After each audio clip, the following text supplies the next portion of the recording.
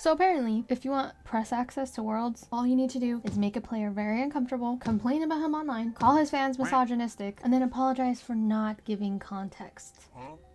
Hey guys, welcome back to my channel. If you are new here, my name is Nikki. I am a variety streamer on Twitch, a self-certified yapper slash ranter about all the things that I care about because I don't have friends. So lately it's been LOL esports, and today we will be talking about the Keria interview disaster.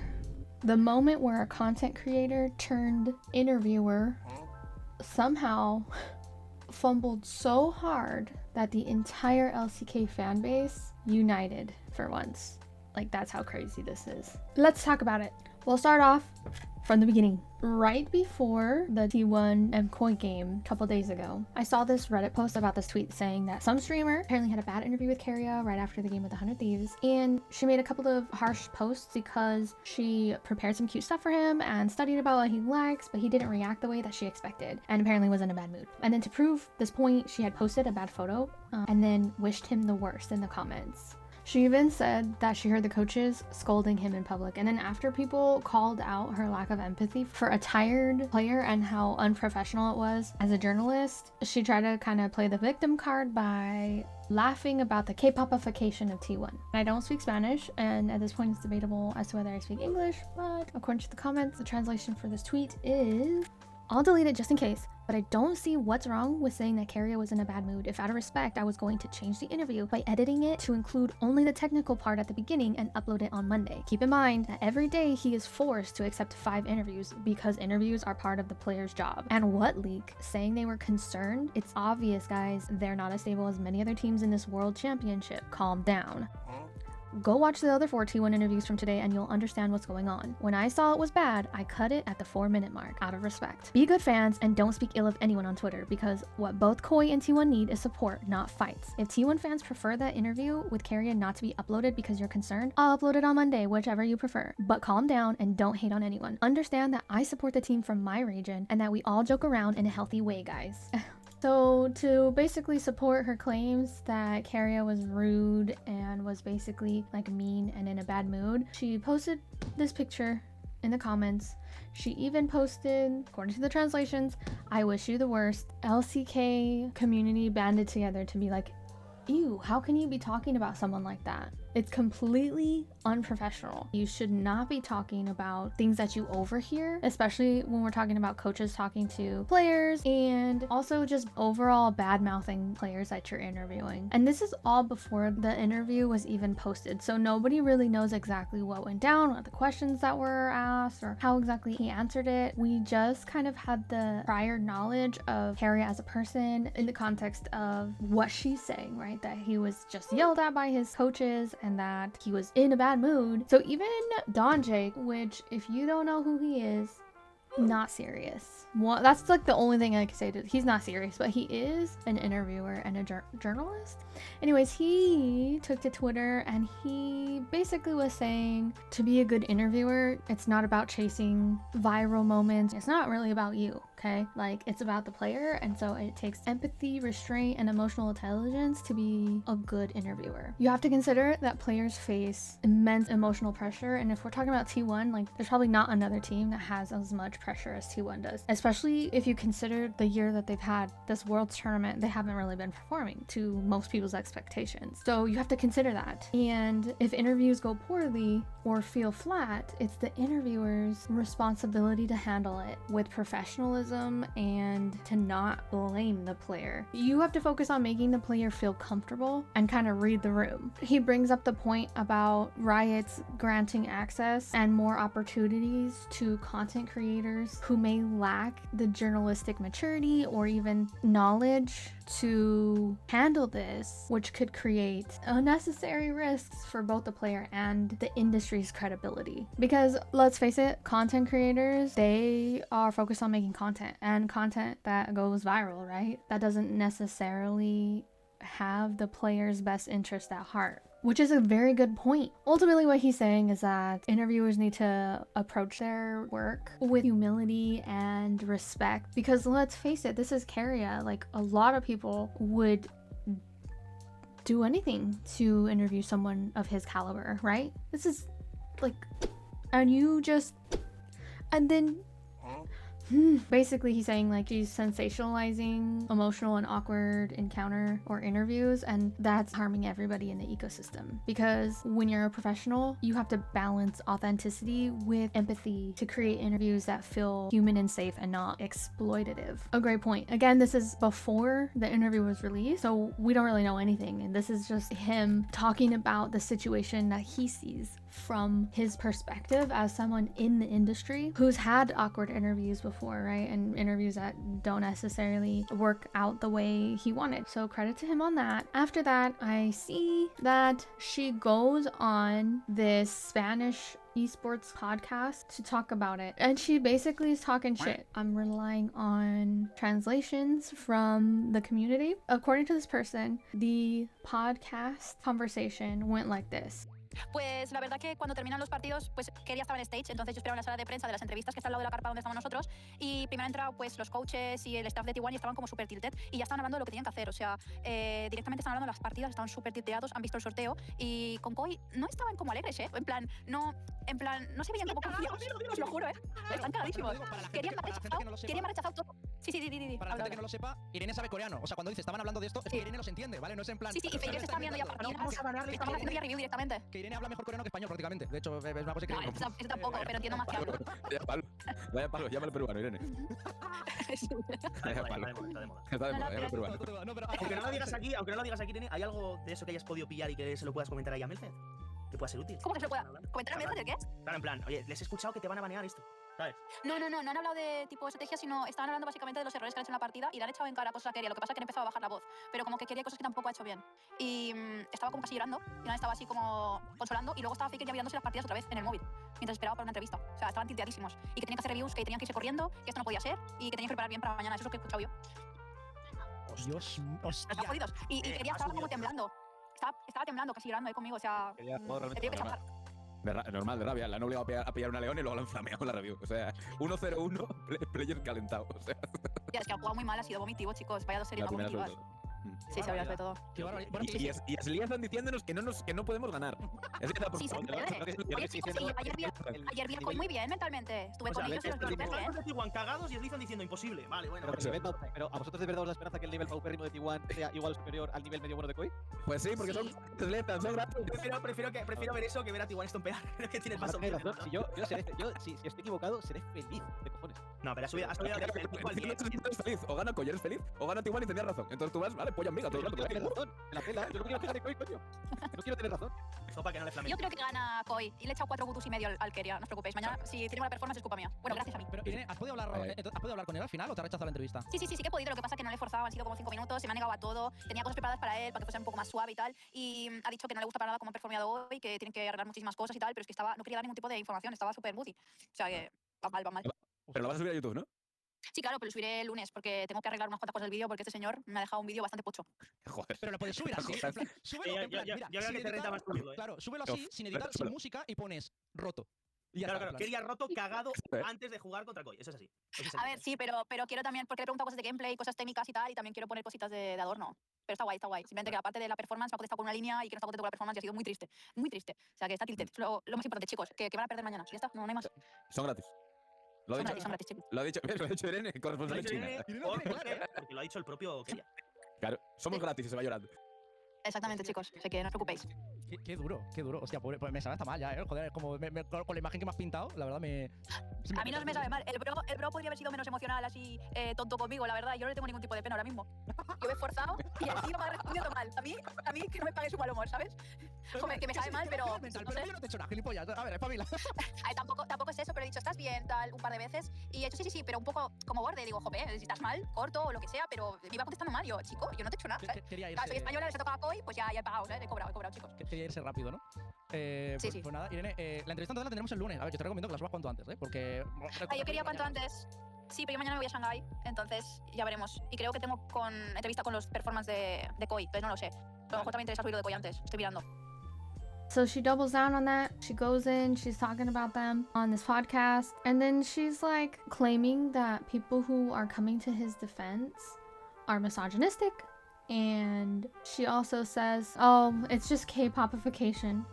Like, that's the reason why people are coming for her. Like, misogyny and K-popification. Again, these are all deleted, so I'm just relying on the context of comments and screenshots that I have been able to find. That's what the general consensus is that she was saying. So at this point, we're all expecting it to be like this really bad interview where he's like maybe like not coming off like he normally would, because she's making it sound like he's over here being rude to her and like not answering her questions. Okay, like how bad is it? Because there had to be something that would give her the impression that he was being rude. Now, she spent 5 years in Korea, so she does speak Korean. Just to put that out there, she probably has a good understanding of the cultural context behind things. In Korea, if you don't know them and you talk to them using informal language, it's considered rude, right? So she knows like the cultural context of certain things. Maybe he was using informal language with her, I don't know, but we were all expecting something.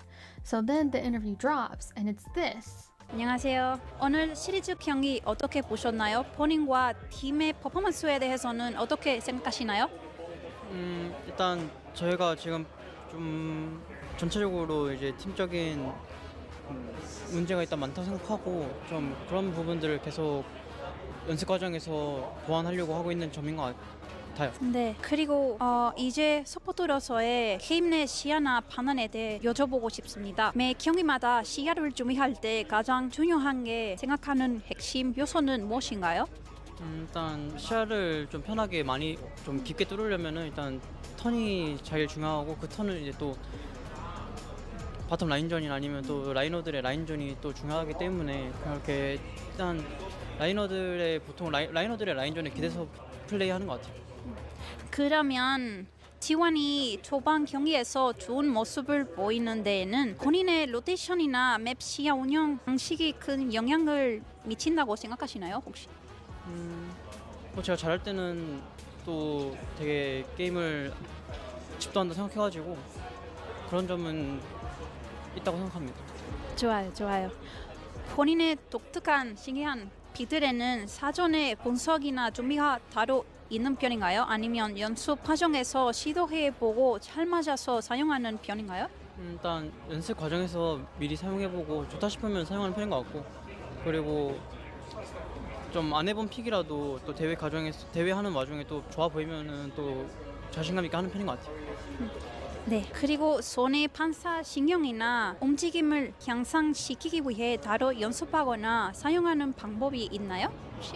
일단 그래서 운동을 좀 하는 편이고 그리고 아무래도 저는 뭐 반응 속도랑 모든 게 다 좀 정신력이랑 이어진다 생각해서 좀 최대한 이제 정신력을 진짜 집중을 잘하는 것 같아요. 좋아요, 좋아요. 그리고 이제 리그 오브 레전드 얘기는 여기까지 하고 모자를 쓰기 싫다고 가셨으니 그냥 모자 없이 가는 걸로. 축구에 대해서 저 스페인 사람이라서 그래서 스페인에서는 축구를 좋아하셔서 많이 알려져 계신데요. 이번 주말에 경기가 있는데 보실 거예요? 아니면 시간이 없으신가요? 일단 사실 롤드컵 중에 시간도 없기 때문에 보기는 힘들지 않을까 생각합니다. 볼 수 없어도 누가 이길 거라고 생각하시나요? 주말에 일단 경기가 누군지를 몰라가지고 바르사 마드리드. 저는 그래도 바르셀로나가 이길 거라 생각하고 또 페드리 선수가 MOM 받지 않을까 생각합니다. 좋아요, 좋아요. 그리고 바르셀로나 팬이시니까 스페인 팬들을 위해 스페인어로 한 문장을 말해주실 수 있나요? 저를 따라하시면 돼요. 괜찮으세요? 오케이. 이레네 es mejor 아데카레 que 게 수파. 스파 좋아요. 감사해요, 감사해요. 오케이. 그리고 혹시 카메라 앞에서 귀여운 포즈 세 번만이라도 해주실 수 있나요? 더 귀엽게. I can. 기분이 안 좋아서 그런가요? 귀여운 포즈가 없어가지고 오케이 괜찮습니다. 패스. 오케이. 그리고 마지막으로 저에게 모티베이션 스피치를 해주실 수 있나요, 혹시? 항상 건강하시고 좋은 경기로 많이 보여드리겠습니다. 오케이. 여기까지 너무 잘해줘서 감사합니다. 네, 잘 되길 바라겠습니다. we're all like, that's Keria. There's no indication of him being tilted, him being on the verge of tears, him being rude, and he actually seemed pretty polite. But the questions that she asked, like, all of her non-league questions were literally about her. It's so tacky. Who asks a pro player currently facing elimination in a Worlds tournament? Because again, this is before the game with Koi. This is right after 100 Thieves. They're still facing elimination. So who asks a pro player facing elimination from the most important tournament if they're gonna watch a football match that weekend? Huh? Ain't nobody got time for that. Then she basically forces him to say in Spanish that she herself is a better AD carry than Supa, who's the AD carry for MKoi, if you didn't know. This ain't about you. This ain't about you. Why are you, what? And that's not even the worst part. She goes on to ask him to do not one, but 3 cute poses to the camera. And when he like awkwardly tries to humor her and do a cute pose, she actively pouts. Oh, but do it cuter. But do it cuter. Excuse me? Who are you? Who are you? I need to calm down because I'm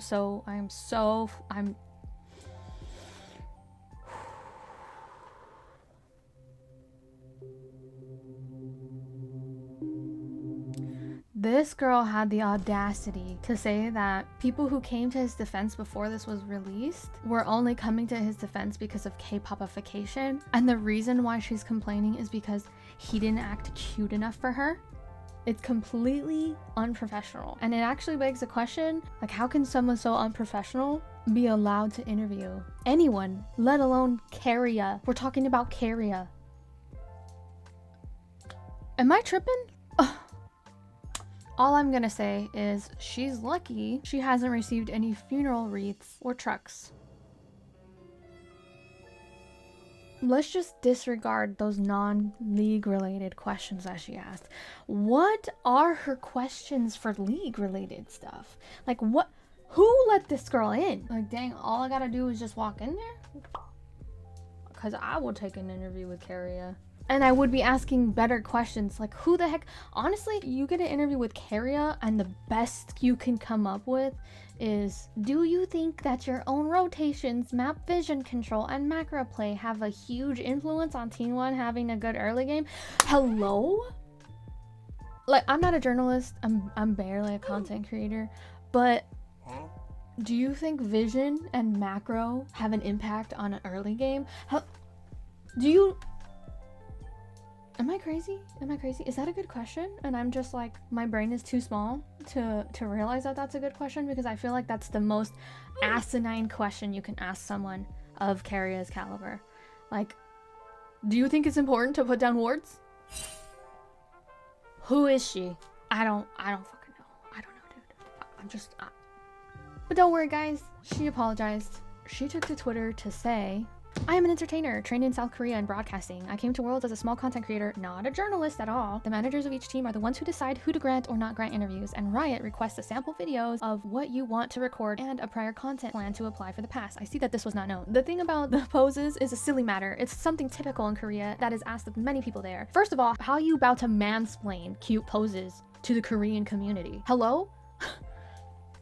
And I got the idea from that. I did the same with BB and it fit perfectly in the context. What bothered me was something that happened before the recording, which made me feel quite bad, and I'll explain it better at a different time. I apologize to Keria and to all of you for not providing context and for the responses I gave that got mixed up with my support for Europe. I've learned that I should use Twitter in a neutral mode from now on. I'll only explain things on my stream to avoid misunderstandings. I asked him before starting if it was okay and told him what I was going to propose, and he said it was fine and that there were no problem. Even so, I should have read the situation better and adapted it. Although the players have the final say and can refuse what they don't want, it's their decision. If I didn't say anything earlier, it was because I believe I deserved respect and a space to express myself, something that hasn't been offered to me. Instead, most people, without knowing the context, have jumped on the bandwagon of canceling me, sending death threats, calling me a bitch, or mocking me without knowing the full story. It's not hard for me to apologize, it's just that I was and am in shock and didn't know how to say it. That said, I'm going to keep working hard at what I love, at being a better person every day. I hope some of you can understand a bit more. That said, I'll be offline for a few days, focusing on China. A hug, and sorry again. That's like the biggest non-apology. She apologized for not providing context. And she says that she believes that she deserves respect. But where's the respect for Keria?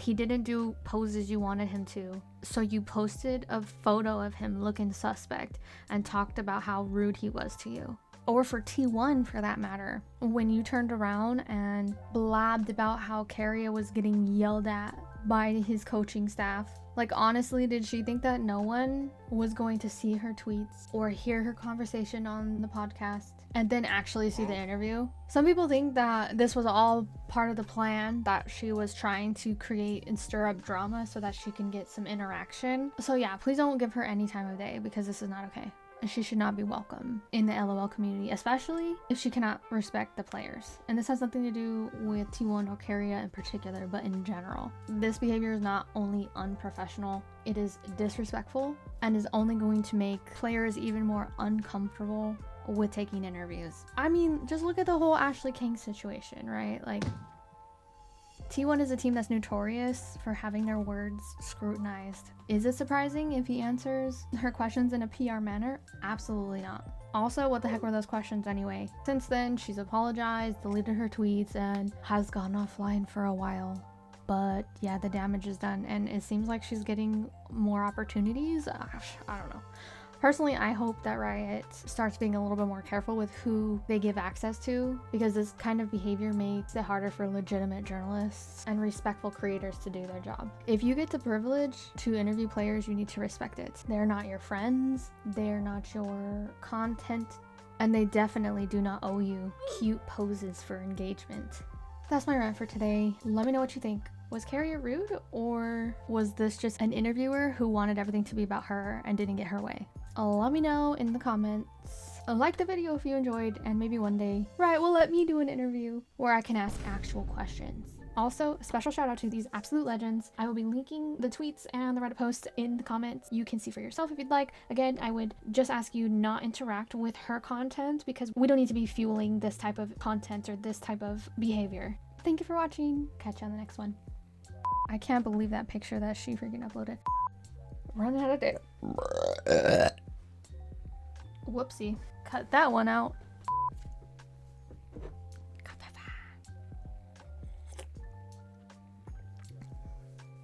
Ugh. That coffee is old. Why don't I ever have any like new drinks? Why always have old drinks lying around here? Why do I want to make burping so much? What did I eat? Tomatoes? No. Anyway,